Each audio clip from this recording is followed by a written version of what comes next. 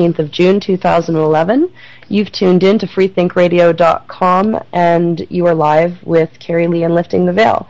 Now, today I have a special guest.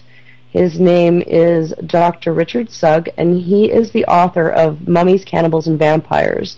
This was something that went spastic all over Facebook with over 1,200 different posts in just a few short days.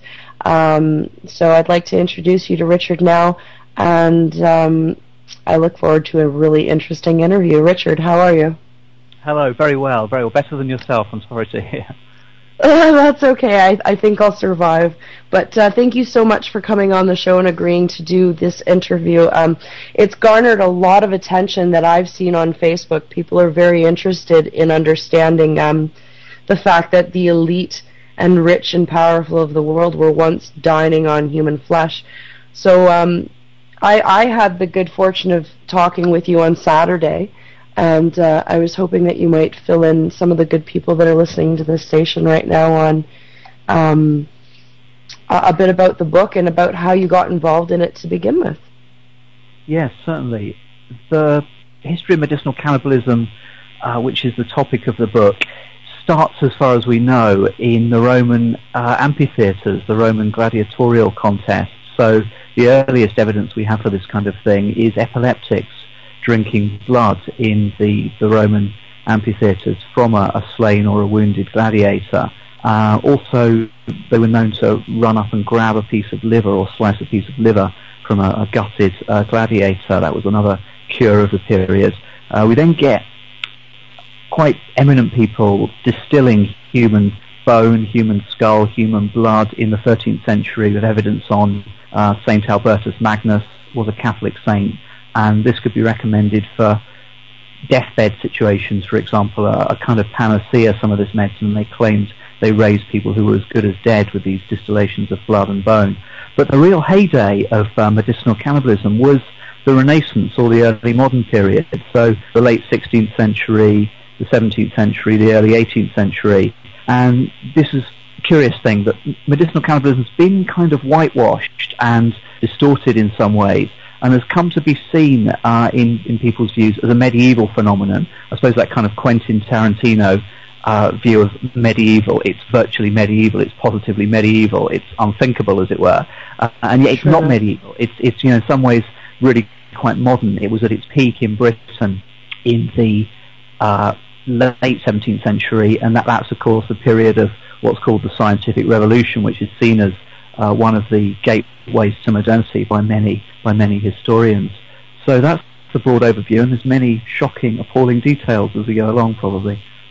Yes, definitely. Now, when you were saying about in Rome, you were saying something along the lines of a pope bleeding out 3 young boys they were trying to save in, was it not the 1500s? A very early case history. This is an early one because the trade really gets going more in the 16th century. But you're absolutely right. This is a nice little irony in that 1492 is, of course, the famous date of Columbus's epic voyage to what turned out to be the New World, where they would find the cannibals who they denounced habitually and fervently from Christian Europe. But from the very heart of Christian Europe, just about as Columbus set sail, Innocent VIII was one of the first consumers of corpse medicine. And it wasn't even quite corpse medicine insofar as what happened was this. Innocent VIII, the story goes, was prescribed on his deathbed in July 1492 the blood of 3 young boys. The boys were bribed by the Pope's physician, who was obviously desperate to cure his very eminent client, and the boys were bled. Whether they did this deliberately or not, we don't know, but they bled the boys to death, accidentally or otherwise. Innocent drank the blood, probably a lot by the sound of it, 3 boys. And Innocent himself, perhaps rightly people will agree, died anyway shortly afterwards. But this is the tale that ran about after Innocent's death in Rome in July 1492. It's a tale given by a critic. We have to treat it with that caution in mind. But the history of medicine of the period shows that this was very much consistent with what some doctors were doing. Doctors were using human blood for medicine in this period. A very eminent intellectual of the period, Ficino, quite literally recommended this. He said that if you're old and you need to be irrigated with a youthful and healthful fluid, well, why not try drinking blood from the arm of a healthy young man? They wouldn't die in this case. They'd probably be paid some money. But yes, the first vampires that we know of in the centre of Europe were not strange, arcane Hungarian ghouls. They were very wealthy Christians in the middle of Renaissance Europe. Which is very shocking to a lot of people. Well, I mean, not to many of us in the realm of conspiracy and whatnot, but the idea that they were taking it as the life force, like that the spirit belonged in the blood, correct? That's very much the case. That the soul and the spirit were things that were blurred together in this period, and they believed that blood was closely associated with the soul. Some people certainly did believe, I think, that blood was the soul, essentially.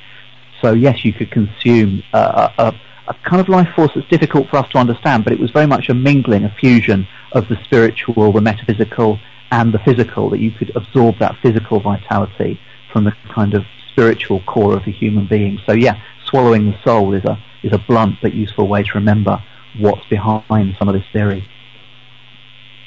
Now, a lot of there's been, what brought me to you in the article that I read on your book was the idea that the natives here have a bit of a different the American Indian has a different I won't say spin, but idea of the cannibalism that occurred here, that it was actually the cannibalism was brought here, and that they were taught it by Columbus and his men, and then just got better at it. Can you tell us a little bit more about the idea of the what was going on with the indigenous? Because I think if I'm not mistaken, you had mentioned that on Saturday you had mentioned that it's recently been cast out of a tribe in Africa. Is that not the case? That's broadly right. It's actually South America, in fact, though. One of the most recent examples of cannibalism we know in the 20th century, the 1960s probably, studied by an anthropologist, that was in South America. The tribe's called the Wari, W-A-R-I.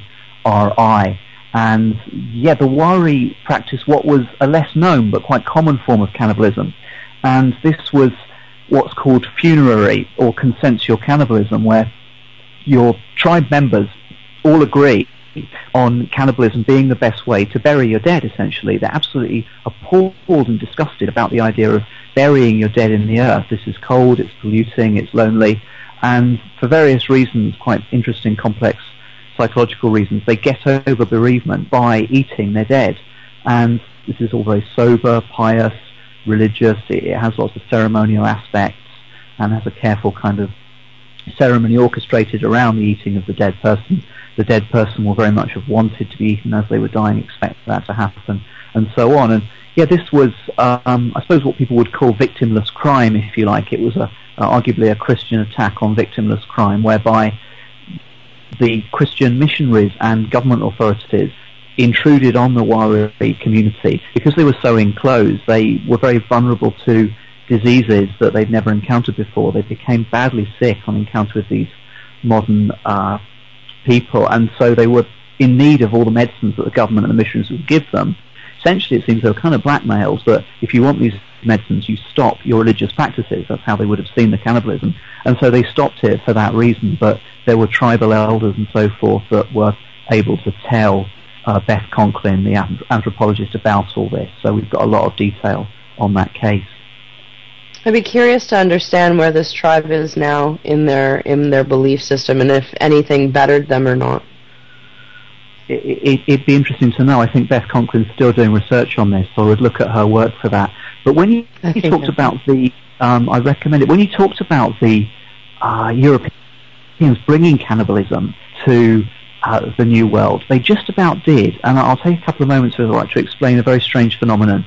If you were to go to the Bolivian or the Peruvian Andes, i.e. some very, very remote parts of South America, today as we sit here, and you were to trek up into one of these villages, and you could speak the language, there's a good chance you'd be told about something called the Pistaco or the Cari-Lee, depends on whether Bolivia or Peru, but essentially the same thing. And this is a demon, a kind of ghoul, that steals your fat. It steals your fat. it does it magically